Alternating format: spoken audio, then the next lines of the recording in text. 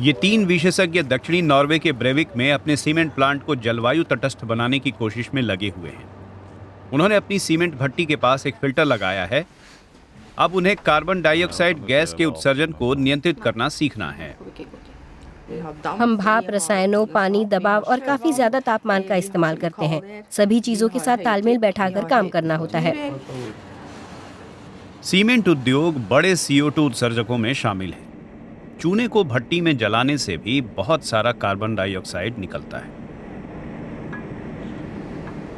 Breivik plant कुछ नया करने की कोशिश कर रहा है। अगर ये काम करता है तो ये ग्रीन हाउस गैस उत्सर्जन को हर साल 4 लाख टन तक घटा सकेगा।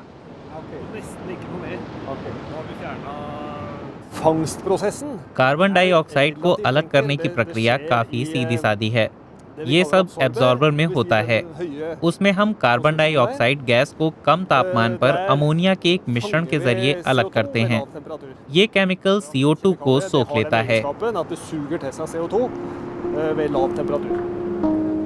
सबसे पहले उत्सर्जन को खास कंटेनरों में ठंडा किया जाता है। फिर एक और केमिकल मिलाया जाता है और मिश्रण को दोबारा गर्म किया जाता है ताकि उसमें से CO2 अलग की जा सके। फिर उसे उच्च दबाव में तरल किया जा सकता है। ये एक जटिल प्रक्रिया है जिसके लिए बहुत ऊर्जा चाहिए, लेकिन इसका भी समाधान है। अलग करने की प्रक्रिया के लिए लगने वाली ज्यादातर ऊर्जा सीमेंट की भट्टी से ही आती है।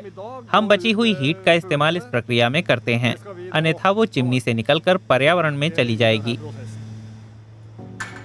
ये लोग 3 साल से सेपरेशन यूनिट बनाने की कोशिश कर रहे हैं। इसके लिए नॉर्वे की सरकार पैसे दे रही है। अस्थायी भंडारण के लिए आखिरकार एक जगह मिली, नॉर्वे के पश्चिमी तट के पास शानदार फ्योर्ड्स में। 12 विशाल होल्डिंग टैंक भी बनाए गए ताकि तरल ग्रीन हाउस गैस को उसमें रखा जा सके। परियोजना के निदेशक स्वेरे ओरा से हमने इस बारे में बात की। उन्हें उम्मीद है कि ये टैंक न केवल नॉर्वे बल्कि नीदरलैंड्स और डेनमार्क की सीमेंट फैक्ट्रियों से निकली तरल CO2 को भी स्टोर कर सकेंगे, जिसे जहाज से यहाँ लाया जाएगा। उन्होंने कहा कि ये इस काम के लिए बेहतरीन जगह है।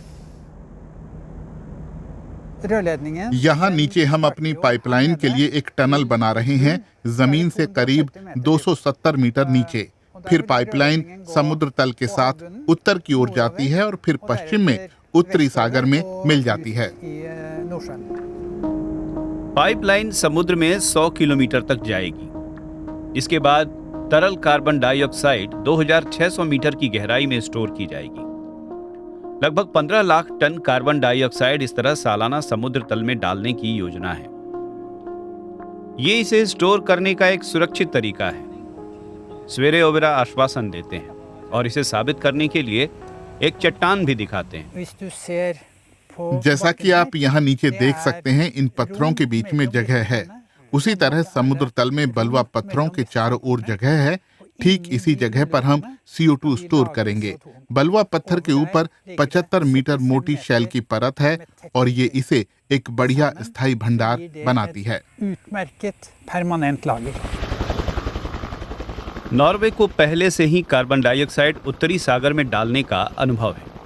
लगभग 25 वर्षों से नॉर्वेजियन कंपनियां स्लीपनर गैस फील्ड से प्राकृतिक गैस निकाल रही हैं और उसमें से निकली कार्बन डाइऑक्साइड को भूमिगत भंडार में पंप कर रही हैं।